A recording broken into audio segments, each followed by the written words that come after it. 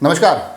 सड़कें हमको लगता है कि सिर्फ चलने के काम आती है, मगर सच मानिए कुछ सड़कें इतनी प्रतिभावान होती है कि वो हमको जीवन के सबक सिखा देती है, जीवन में बेहतर बना देती है। जीवन में बेहतर बनने के लिए क्या चाहिए? संतुलन कैसे साधे, ये सीखना ज़रूरी है।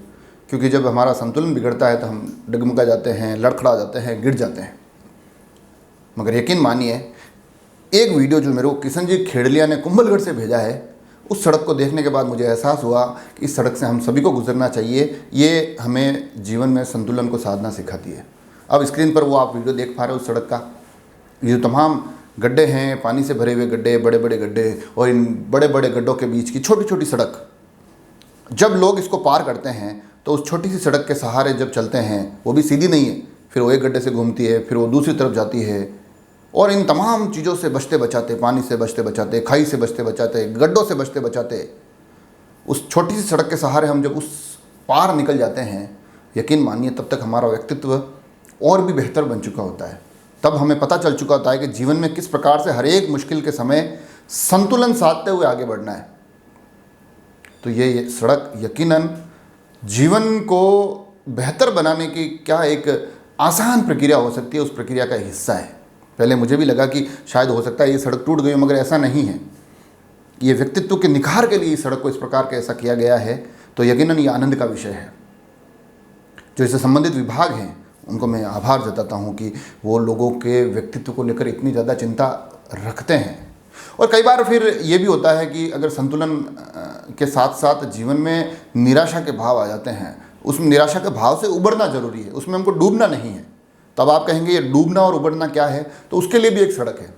ये भी आपको एक चीज़ सिखा सकती है सड़क, कि हमको डूबना नहीं है, हमको उबरना है, हमको उबरते हुए आगे बढ़ना है। अब जो स्क्रीन पर सड़क चल रही है, ये भी कुंभलगढ़ क्षेत्र के औलादर की बताई जा रही है।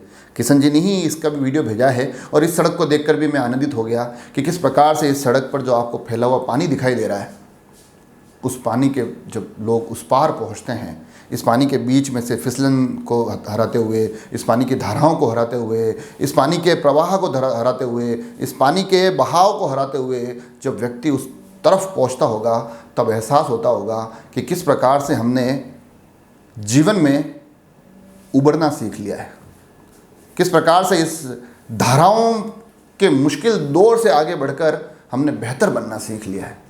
तो ये दो सड़कें बनाई। मेरा आप सभी से आग्रह है, जब भी समय मिले और जब भी आपको लगे कि हमको जीवन में संतुलन साधना सीखना है, हमको जीवन में उबरना सीखना है, आगे बढ़ना सीखना है, तो इन दो सड़कों से ज़रूर गुजरे। ये यकीनन आपकी पर्सनैलिटी को बहुत ज़्यादा डेवलप करेंगे, आपके व्यक्तित्व में नए आयाम जोड़ देंगे। तो एक बार पुनः इससे संबंधित विभागों को मैं आभार जताते हुए आप सभी से भी आग्रह करूँगा कि अगर आपके आसपास के क्षेत्रों में भी ऐसी कुछ सड़कें हो जो आम आदमी के जीवन को बेहतर बनाने में एक महत्वपूर्ण भूमिका निभा रही हो, जो आम आदमी को सिखाए कि किस प्रकार से संतुलन साधा जाए, जो आम आदमी को सिखाए किस प्रकार से समस्याओं को हराया जाए, तो उनके दृश्य आप हमें भेज सकते हैं। हम कोशिश करेंगे कि उन सड़कों के दृश्य भी जिम्मेदार लोगों तक पहुंचाते हुए उन सभी को धन्यवाद दे सकें। ये जो हमारी सड़क यात्रा हम इस बार लेकर चल रहे हैं, उस यात्रा में आप भी जुड़े, इन सड़कों का धन्यवाद करें, इन सड़कों को इस हालत तक पहुँचाने वालों का धन्यवाद करें। जुड़े रहे राजसमंद एक्सप्रेस से। धन्यवाद।